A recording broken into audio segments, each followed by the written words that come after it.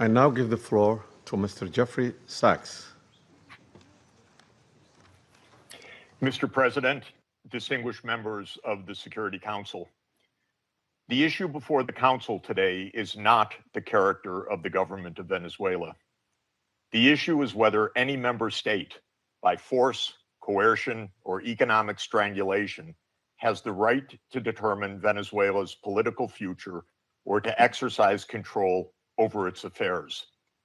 This question goes directly to Article 2, Section 4 of the United Nations Charter, which prohibits the threat or use of force against the territorial integrity or political independence of any state.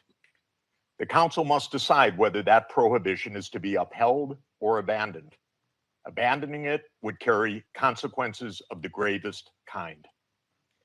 Let me offer some background. Since 1947, the United States foreign policy has repeatedly employed force, covert action, and political manipulation to bring about regime change in other countries. This is a matter of carefully documented historical record. In her book, Covert Regime Change, political scientist Lindsay O'Rourke documents 70 attempted U.S. regime change operations between 1947 and 1989 alone. These practices did not end with the Cold War.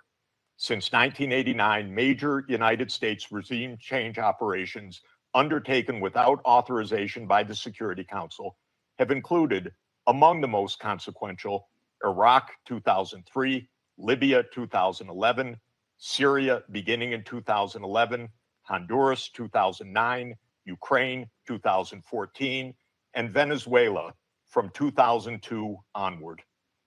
The methods employed are well established and well documented.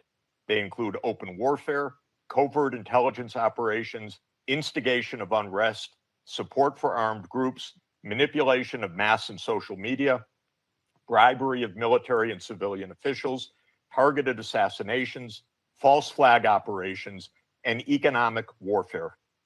These measures are illegal under the UN Charter, and they typically result in ongoing violence, lethal conflict, political instability, and deep suffering of the civilian population. The recent U.S. record with respect to Venezuela is also clear. In April 2002, the U.S. knew of and approved an attempted coup against the government. In the 2010s, the United States funded civil society groups actively engaged in anti-government protests. When the government cracked down on the protests, the U.S. followed with a series of sanctions. In 2015, President Barack Obama declared Venezuela to be